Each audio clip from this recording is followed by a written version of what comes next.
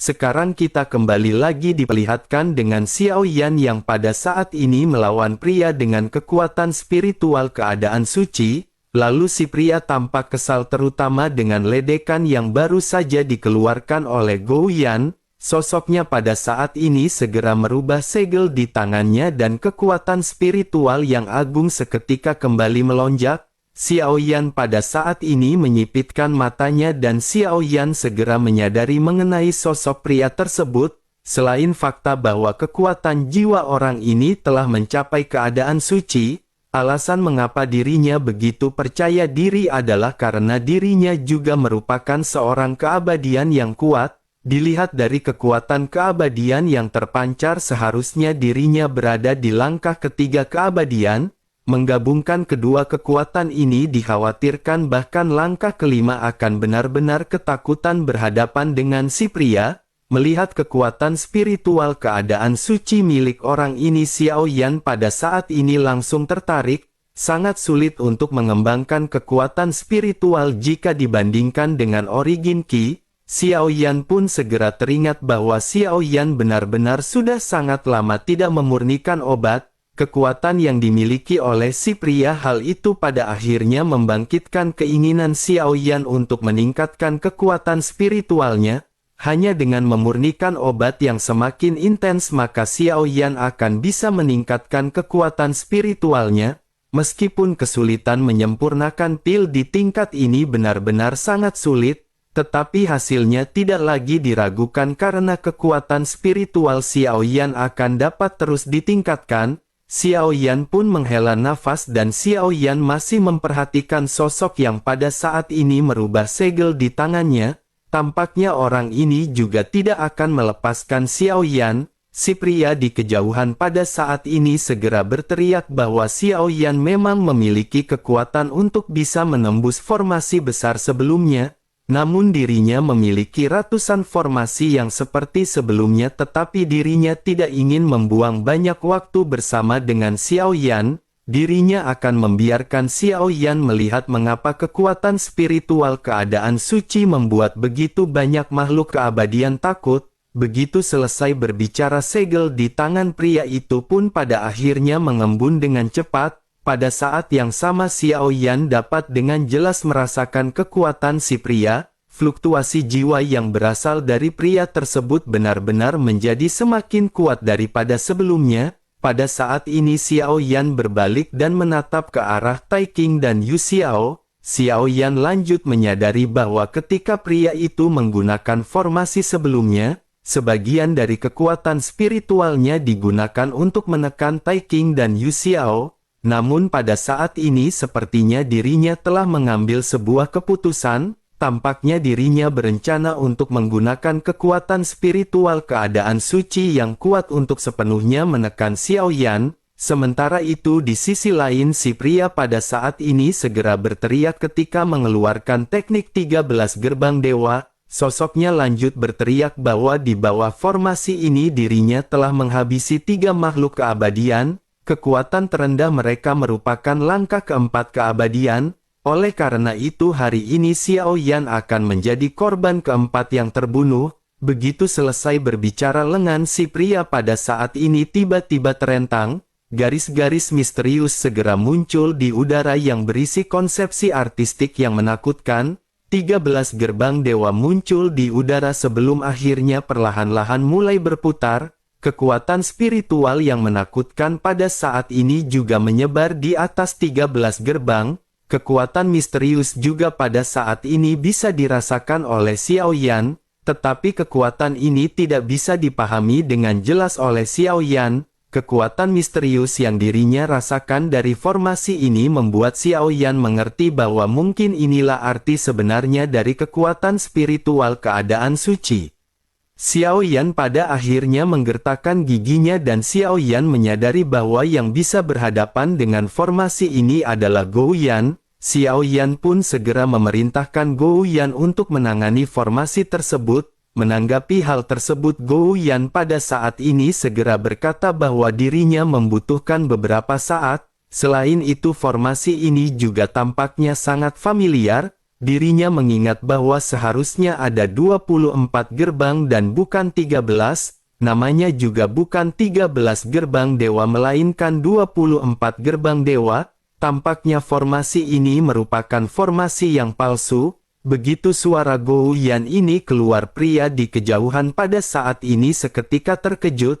Ekspresinya tiba-tiba membeku karena jelas Gou Yan benar-benar mengetahui mengenai formasi tersebut. Si pria pun langsung terguncang dan berteriak bahwa dirinya hanya memperoleh gulungan yang terpisah-pisah dan mengumpulkan ke-13 gerbang ini. Tetapi meskipun begitu formasi ini cukup kuat dan sangat cukup untuk menghabisi mereka, si pria memandang ke arah Gou Yan dan meskipun perkataannya mengandung sedikit nada arogan, tetapi sesungguhnya di dalam lubuk hati terdalamnya pada saat ini dirinya benar-benar merasakan ketakutan. Namun meskipun begitu tidak ada jalan mundur bagi si pria dan sosoknya pada saat ini mengertakkan gigi. Si pria lanjut menekan segel di telapak tangannya. 13 gerbang surgawi atau 13 gerbang dewa pada saat ini segera menyelimuti Xiao Yan.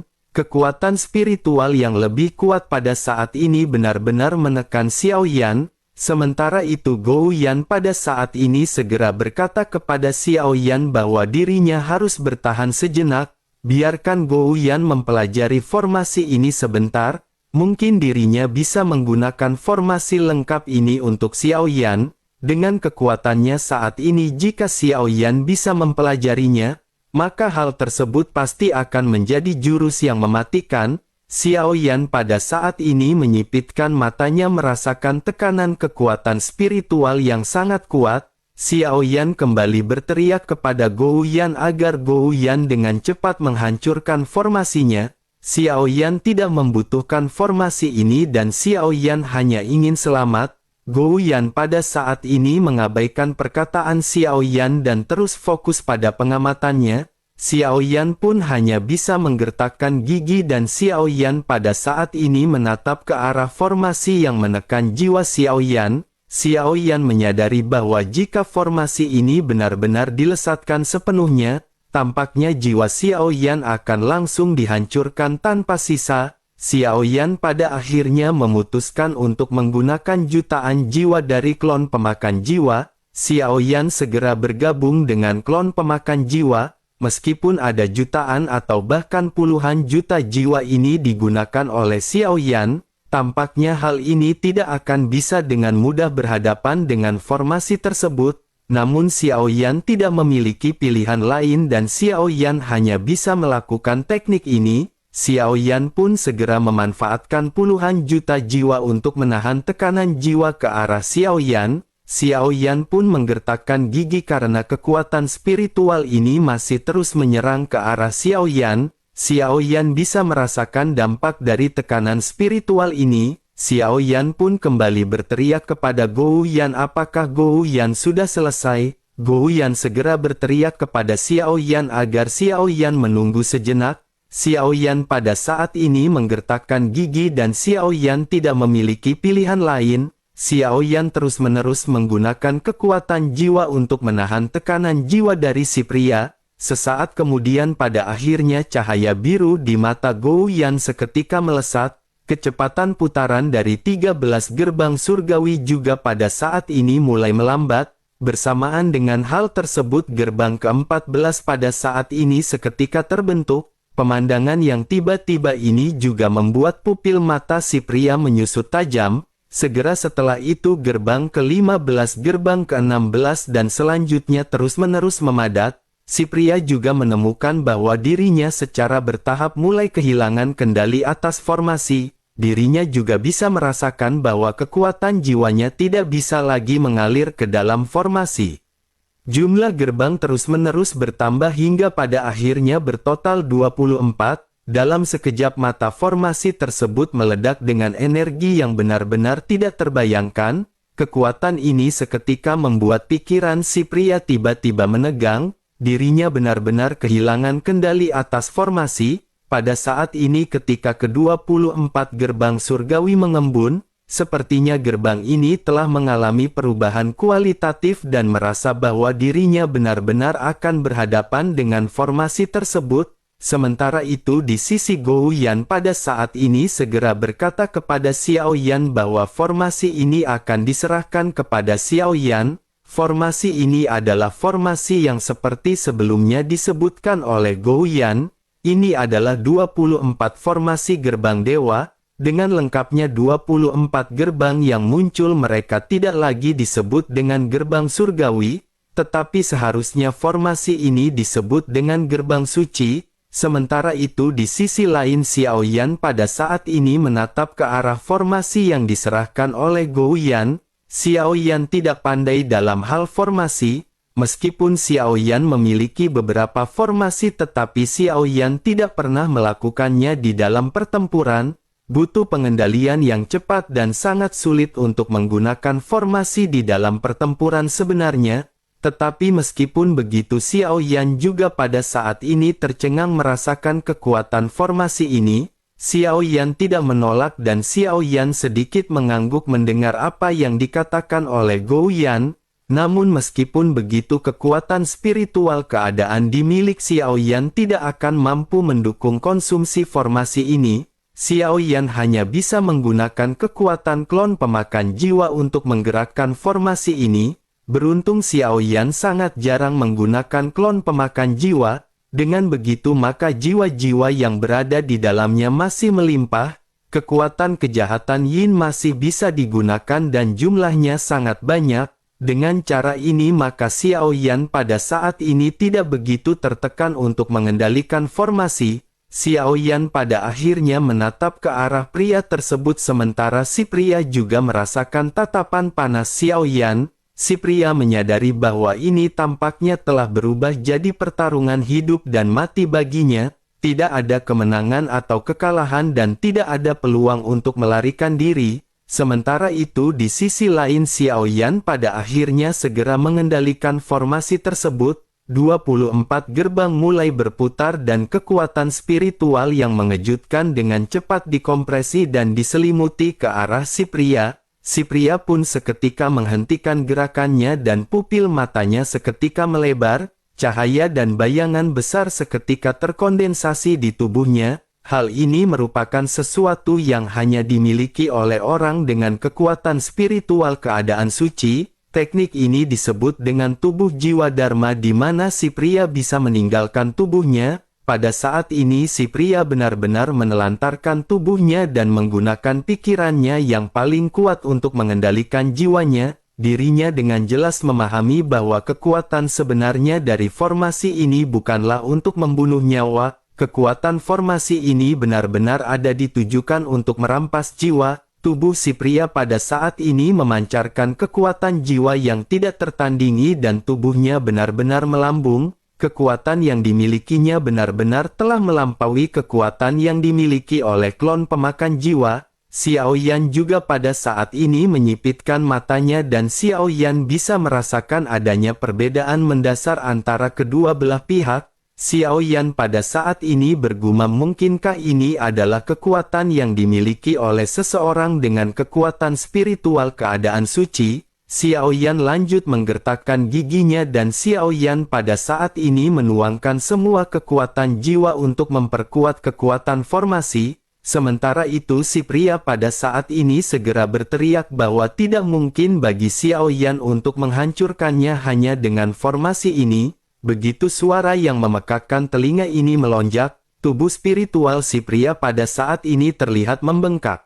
Kekuatan spiritual yang agung juga pada saat ini segera melonjak ke segala arah. Kedua kekuatan pada saat ini saling mengikis satu sama lain. Xiao Yan pada saat ini juga bisa merasakan deruk di dalam jiwanya dan telinga Xiao Yan pada saat ini berdengung. Xiao Yan benar-benar terkejut dan Xiao Yan menyadari bahwa serangan balik dari orang kuat dengan kekuatan spiritual keadaan suci tidak bisa dianggap remeh.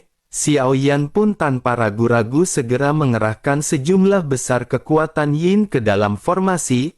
Hanya ini yang bisa dilakukan oleh Xiao Yan dan Xiao Yan benar-benar dengan gila-gilaan mencurahkan kekuatan jiwa yang ada. Sementara itu di kejauhan pada saat ini Luo Sheng dan yang lainnya memandang ke arah si pria dengan gugup. Luo Fei dan Yi Hu juga bukanlah orang yang bodoh dan mereka secara alami dapat melihat situasi pertempuran pada saat ini. Luo Fei pada saat ini segera berkata bahwa sepertinya saudara Kei King benar-benar sedang dirugikan. Yi Hu menganggukkan kepalanya dan memandang ke arah Luo Sheng sebelum akhirnya bertanya apa yang harus mereka lakukan. Ketiganya pada saat ini memiliki ekspresi yang muram. Luo Sheng juga perlahan mundur dan bergumam bahwa dirinya khawatir saudara Kei King akan dikalahkan. Mereka harus segera mundur karena begitu Kei King mati mereka tidak akan memiliki kesempatan untuk melarikan diri. Luo Fei pun terkejut dan bertanya apakah mereka akan mengabaikan saudara Kei King. Suasana berubah menjadi hening dengan mereka yang pada saat ini masih menatap pertempuran. Setelah beberapa saat pada akhirnya Luo Sheng menyadari sesuatu dan mulai berbicara. Luo Sheng berkata sebaiknya mereka pada saat ini melarikan diri. Setelah mengatakan hal ini ketiganya pada akhirnya bersiap untuk mundur ke dalam kabut abu-abu. Mereka berencana untuk segera pergi dari sini karena hanya dengan menaiki level yang lebih tinggi mereka pada akhirnya akan sepenuhnya terhindar dari kelompok Xiaoyan. Namun begitu mereka hendak mengambil tindakan cincin di tangan Luo Sheng tiba-tiba bersinar terang. Tali penyegel iblis berwarna merah pada saat ini tiba-tiba keluar dari cincin penyimpanan. Tanpa ada sepatah kata pun ketiga sosok ini langsung diikat menjadi satu. Mereka bertiga terkejut pada saat yang bersamaan. Luo Sheng pun seketika mengutuk bahwa ini benar-benar sungguh sangat sial. Apa yang diinginkan oleh tali ini dan dirinya benar-benar tidak mengetahuinya. Jika tali iblis ini tidak ingin dikendalikan oleh Luo Sheng maka dirinya dibebaskan untuk pergi. Luo Sheng pada saat ini benar-benar merasa marah dan bertanya-tanya harta macam apakah ini. Musuh tidak terikat tetapi pemiliknya benar-benar mendapatkan serangan balik. Bersamaan dengan Luo Sheng yang pada saat ini menggertakkan giginya sesosok seketika muncul di samping ketiganya. Begitu Luo Sheng hendak marah dan hendak kembali berteriak sosoknya tiba-tiba menetap ke sekitar. Tanpa diduga pada saat ini Luo Sheng menemukan keberadaan sesosok wanita cantik yang berdiri. Wanita ini memeluk kelinci dan sosok ini tidak lain dan tidak bukan adalah permaisuri. Permaisuri tersenyum ke arah ketiganya dan setiap gerakannya tampak sangat menawan. Permaisuri lanjut berkata agar mereka jangan terburu-buru untuk pergi. Mereka telah melakukan sesuatu kepada suaminya. Oleh karena itu mereka bertiga selanjutnya akan diserahkan kepada suaminya. Mendengar hal tersebut Luo Sheng pada saat ini menggertakkan giginya dan kekuatan keabadian melonjak dari tubuhnya. Luo Sheng sepertinya berniat untuk menghancurkan tali penyegel iblis, tetapi ketika Luo Sheng hendak mengambil tindakan, permaisuri melambaikan lengan bajunya dan aroma harum berhembus ke arah mereka bertiga. Untuk sesaat mata mereka bertiga pada saat ini tertegun, mata mereka berubah dipenuhi dengan obsesi ketika melihat ke arah permaisuri dan mereka bahkan menyerah untuk berjuang. Sementara itu permaisuri sedikit tersenyum dan matanya yang indah pada saat ini tertuju kepada Xiaoyan. Sementara itu di pusat pertempuran meskipun Xiaoyan awalnya mendapatkan serangan balik, tetapi seiring dengan bertambahnya jiwa yang dilesatkan oleh Xiaoyan ke dalam formasi kekuatannya menjadi semakin kuat. Di sisi lain kekuatan si pria semakin lama pada saat ini semakin berkurang. Pada akhirnya kekuatan formasi ini benar-benar menekan tubuh spiritual si pria. Seiring dengan berjalannya waktu tubuh si pria juga pada saat ini terus-menerus menyusut. Kei King benar-benar menyadari bahwa pada saat ini dirinya tidak lagi bisa bersaing dengan formasi. Tanpa ragu-ragu bola matanya pada saat ini seketika memancarkan warna merah. Selanjutnya dirinya mengeluarkan bola abu-abu dan seketika menghancurkannya. Seluruh area di sekitar langsung tertutup oleh kabut abu-abu berwarna tebal. Kei King yang dikalahkan pada saat ini benar-benar berencana untuk melarikan diri. Menyadari hal tersebut permaisuri di kejauhan seketika dengan lembut mulai berbicara. Permaisuri memerintahkan tali iblis kecil untuk pergi dan mengikat orang yang ingin melarikan diri. tali penyegel iblis pun seketika tanpa ragu-ragu melesat dengan kecepatan tinggi. Sosoknya memasuki kabut abu-abu dan sesaat kemudian terlihat sosok Kei King yang merontak dengan liar. Tali penyegel iblis mengikatnya dengan erat membuatnya sulit untuk bergerak. Xiao Yan juga pada saat ini mengangkat alisnya sedikit melihat hal tersebut. Xiao Yan sedikit terkejut melihat tali penyegel iblis yang mengikat Kei King. Xiao Yan tidak menyangka bahwa benda ini benar-benar begitu kuat hingga bahkan bisa menyegel Kei King. Xiao Yan pun menoleh ke arah permaisuri dan Xiao Yan menyadari bahwa ini adalah sesuatu yang dilakukan oleh permaisuri. Xiao Yan pada saat ini merasa lega di dalam hatinya, tetapi Xiao Yan juga sangat penasaran dengan kekuatan dari permaisuri. Terlebih lagi setiap kali permaisuri menghilang tanpa bisa dijelaskan, sosoknya akan muncul pada saat-saat yang diperlukan oleh Xiao Yan. Selain itu bersamaan dengan permaisuri yang menghilang begitu permaisuri datang dirinya akan mengenakan satu set pakaian yang baru. Permaisuri selalu merubah gaya berpakaiannya dan hal ini mengingatkan Xiao Yan pada beberapa istrinya.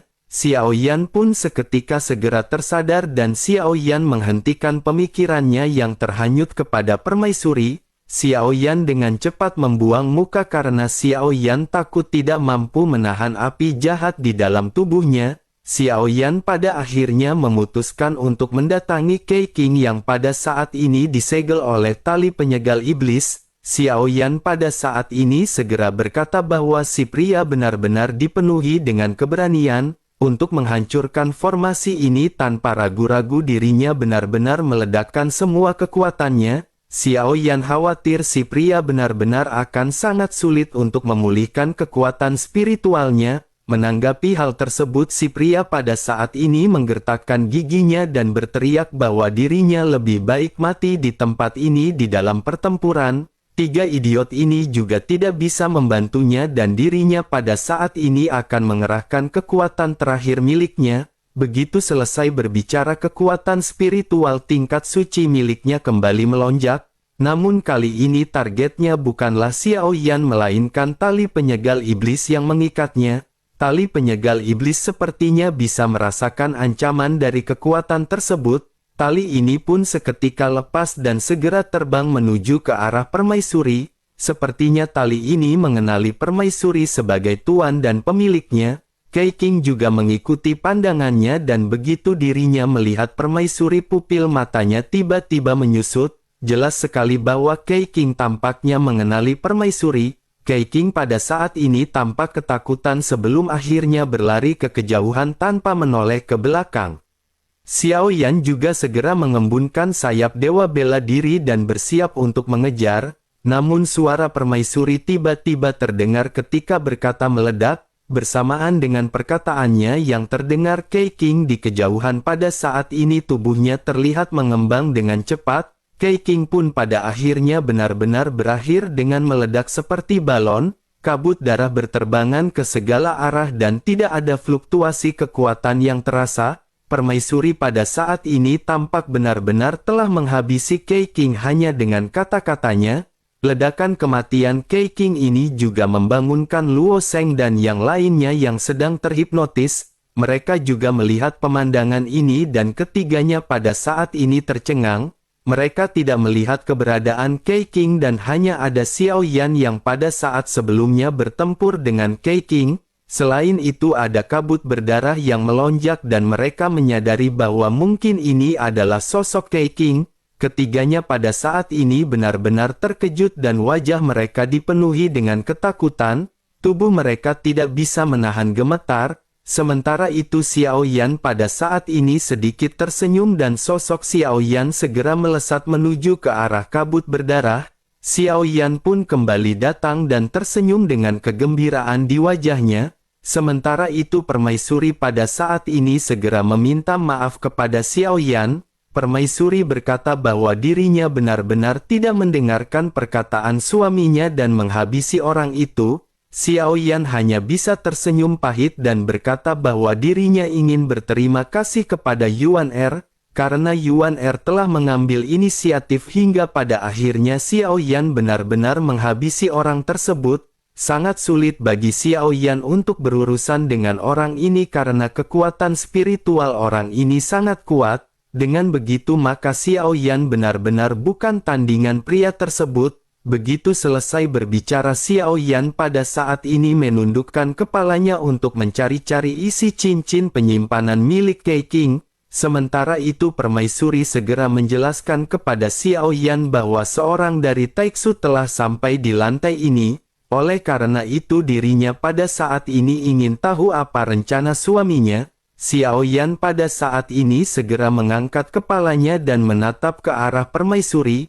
Mata Xiao Yan dipenuhi dengan niat membunuh dan Xiao Yan belum pernah menunjukkan ekspresi seperti ini. Xiao Yan pada akhirnya bertanya kepada Permaisuri apakah hanya ada satu di antara mereka. Permaisuri pun mengangguk dan berkata bahwa mereka berlima dipisahkan secara paksa. Hanya dengan melanjutkan ke lantai teratas barulah mereka akan bisa kembali bertemu. Xiao Yan pun menyipitkan matanya dan niat membunuh Xiao Yan semakin kuat. Xiao Yan pun menganggukkan kepalanya dan bergumam bahwa ini saat yang tepat untuk menghabisi mereka. Permaisuri pun lanjut memandang ke arah Luo Sheng dan yang lainnya dan bertanya apa yang harus mereka lakukan kepada ketiganya. Xiao Yan tidak mengatakan sepatah kata pun dan hanya menatap ke arah mereka bertiga. Dari tatapan Xiao Yan ini Permaisuri telah mengetahui apa yang harus dilakukan. Tidak perlu bagi mereka untuk berbelas kasih di tempat ini dan Xiao Yan benar-benar menghancurkan ketiganya.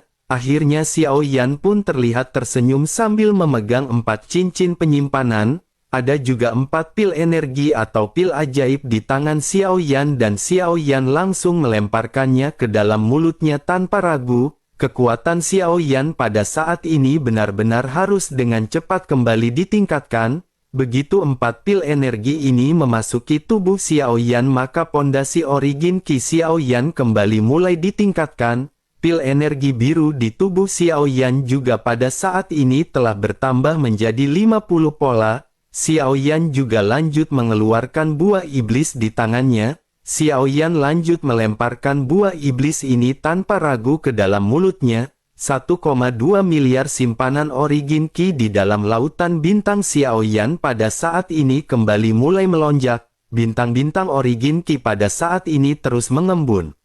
Xiao Yan pada saat ini berniat untuk menerobos ke tahap akhir dogat bintang 9, namun Xiao Yan menyadari bahwa Xiao Yan harus memiliki total sekitar 1,5 miliar agar bisa menerobos ke tahap akhir dogat bintang 9, namun setelah menelan buah iblis pada saat ini jumlah origin Qi di dalam tubuh Xiao Yan hanya mencapai 1,3 miliar. Xiao Yan menghela nafas karena Xiao Yan masih jauh dari kata menerobos ke tahap akhir dogat bintang 9, tetapi Xiao Yan juga tidak terburu karena Xiao Yan ingin peningkatan kekuatannya berjalan dengan cara yang alami. Xiao Yan pada saat ini perlu memantapkan pondasinya dengan pertempuran yang intens. Xiao Yan pada akhirnya segera menoleh ke arah Tai King dan Yu Xiao. Keduanya pada saat ini sedang memulihkan diri sementara Xiao Yan mulai berbicara. Xiao Yan berteriak sebaiknya mereka pada saat ini pergi dan menghabisi seseorang. Sebelum mereka bisa berbicara sosok Xiao Yan pada saat ini segera melesat dan terbang menuju ke kejauhan. Keduanya hanya bisa saling memandang sebelum akhirnya menggertakkan gigi dan mengikuti pergerakan Xiao Yan sang babang tampan anak pungutnya Bude Yanti.